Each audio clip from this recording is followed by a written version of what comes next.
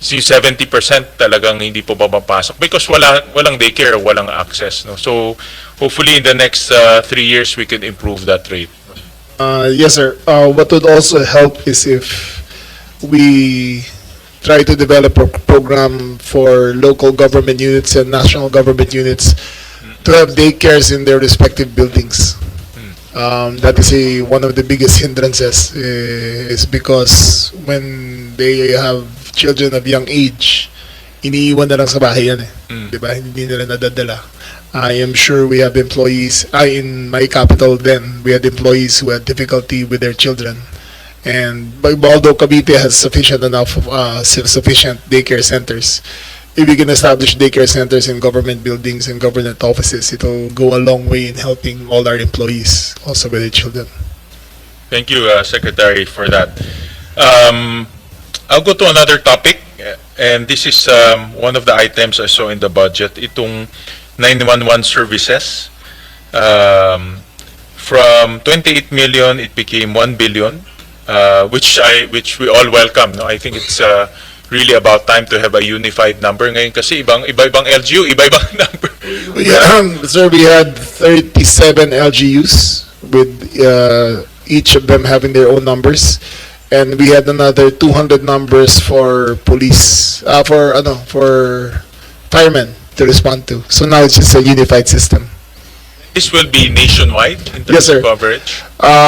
We put on phase 1 a month and a half ago. I think we will proceed with Cebu, Ilocos, Barm, Davao, Negros Island region, and the region Pampanga and the region 8. The 911 center, as envisioned, will have a call center which is dialect friendly.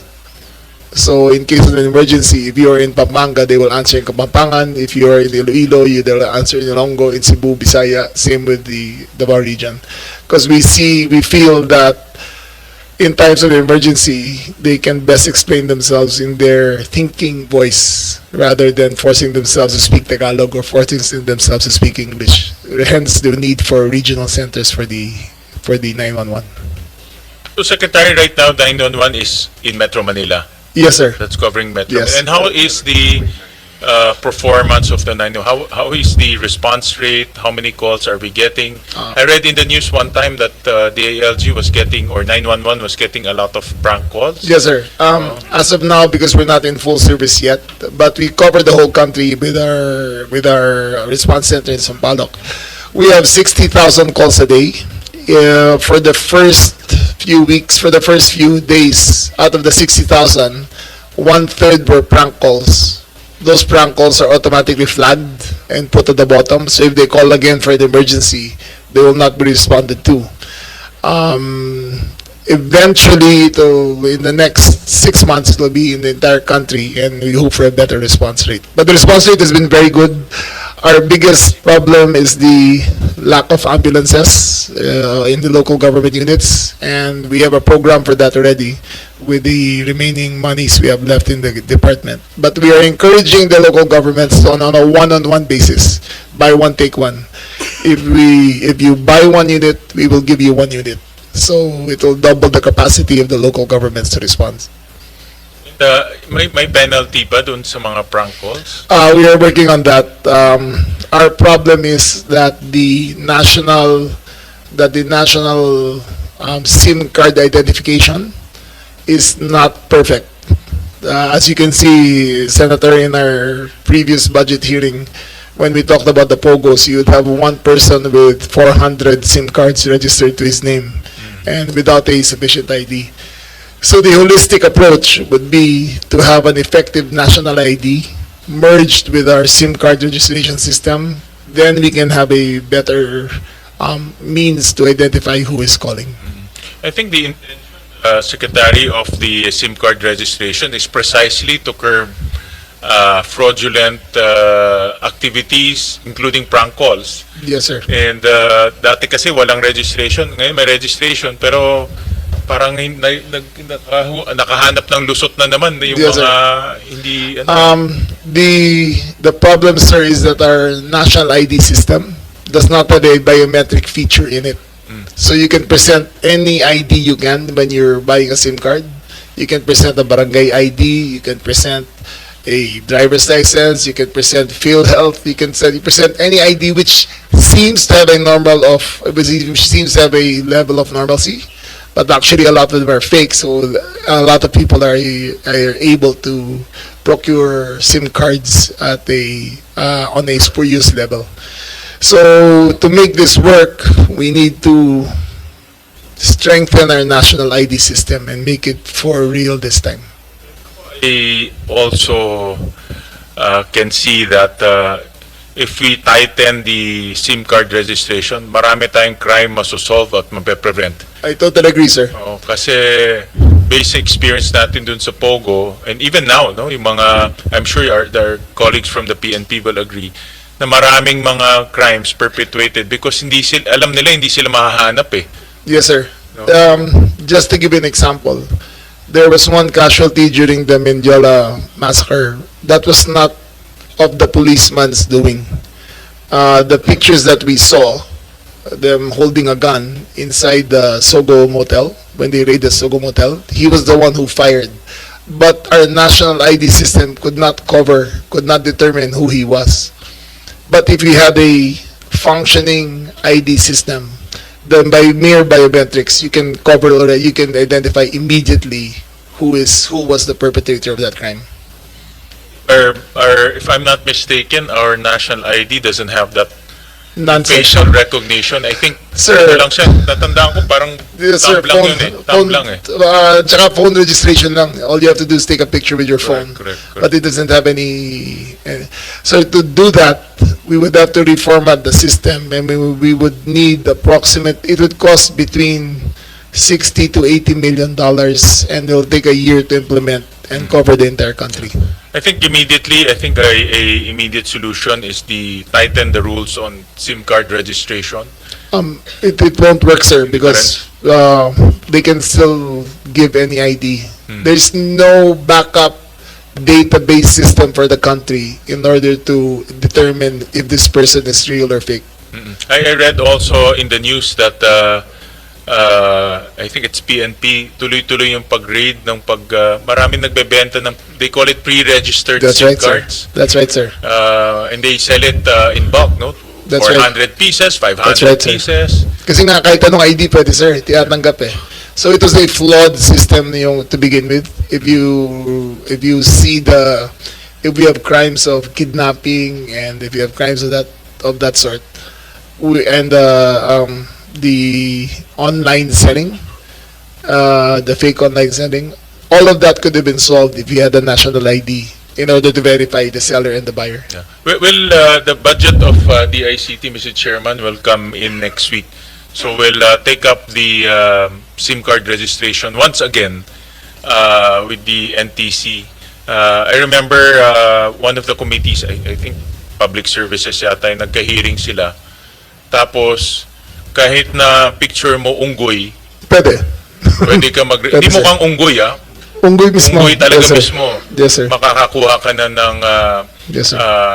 SIM card eh. So, and that's not the intention. The intention is to really sell to legitimate people, legitimate businessmen Yes, sir. or If- enterprises. Sir, if I may suggest, if you can, if the good committee can capacitate the DILG to implement the national ID program, we have the sufficient amount of resources, human resources, to implement such a program up to the barangay level. The problem with the current system that we put is that it is the PSA who is limited in its capacity to reach out to the furthest barangays. I've seen programs like the country of Uganda, which is the same population as us, and the Department of the Interior carried out the ID program, and within a year they registered 110 million people. So it's nothing impossible that we can't do. So it's something that if you allow us to do it, then we will pursue it with vigor, and so that we can have a safer system for our country. Well, Actually, India, diba? May national ID sila. Yes, sir. So That's 1.5 billion. Correct. That's That's 1.5, 1.6 billion of in terms of population, pero lahat may national Lahat ID meron. sila. So Yes, it's not impossible eh. It's yeah. sir, you give us the money, we'll do it in a year. Yeah. Well, we'll coordinate with PSA, no? Yes, sir. And see. But ako nakikita ko yun ng marami tayong masosolve with a very good national ID system and a effective SIM card registration policy. It has to go hand in hand. Yeah. You Yeah. cannot Even have corruption, marami tayong masosolve. Madami, sir. Yeah. Madami, sir. Thank you, Secretary. I'll jump to another item in the budget which is close to our hearts, no, because we were former local chief executives. Itong local government performance oversight and recognition and incentives program. No? It had a budget of 1 billion in 2025, but I saw a massive cut in 2026 to 20 billion. And I believe this is connected to the seal of good local governance. Mr. Secretary, how come there's a big cut on that program? Yes, sir. All three of us were local chief executives, and we all participated in the SGLG. But, sir, after a careful study, it takes 6 months for the local government unit to prepare for a bid for the seal of good and good local governments, and it takes another 6 months for the department to examine and to qualify those applicants. Sir, in our study, the 6 months that only for the DILG side, we spent 5.7 million man hours just determining who is qualified or not. It is, to my opinion, sir, and to the direction of DILG, that it become a term-based award system, so that it will be a totality of work for the 3 years that will be judged rather than a year-on-year basis. It shows it will lead us in the direction of a continuous program for that term, for what they did. It will save us 11 million man hours for the DILG, and it will also show a totality of performance of the concerned local government units. Hindi na siya every year, Hindi na, sir. ang bagong program. It's Sir, one term na. One term na, yes, sir. Okay. I Alright. think it's, to my opinion, and all of us were there. Baka mo himingi mas malaking premyo yun. But we will make we will come out with the guidelines, the RR, but most of it, we will separate it for excellence in governance, for excellence in fiscal management, and it'll be a different criterion for that we will announce at the middle of 2026 for them to prepare their bids for 2027.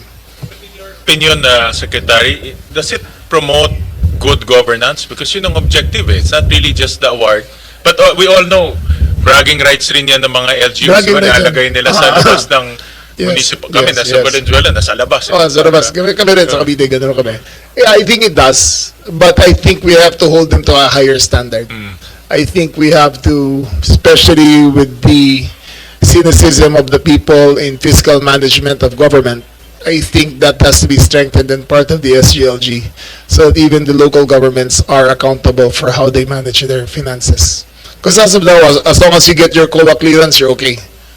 But it should be held to a higher standard of how they utilized it, what they utilized it for, if they utilized it effectively, if their prices were comparable to the national standards, if they used it judicially, so that we can restore faith with the people on how local governments function. Secretary, you're reforming the seal of good local governance. Yes, sir. Yes, sir. The guidelines will be out June of 2026, sir. Okay, all right.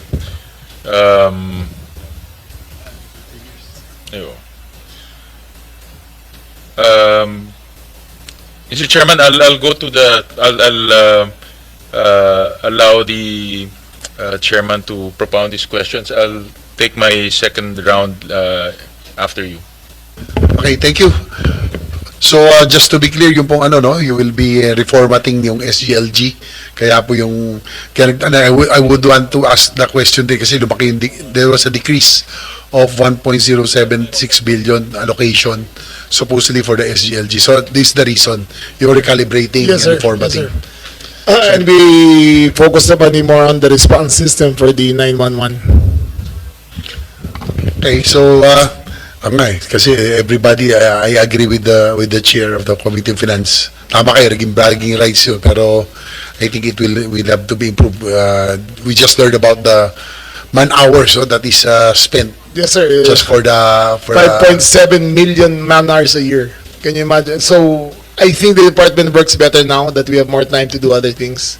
But even sir, in your when you were mayor, you could see your local government officer, how much they have to work in order to qualify these things, because it reaches all the way to the barangays. So you have 40,000 applicants, 4,000 municipalities, 180 cities, and all of them apply, and it takes a lot of time just for it to happen.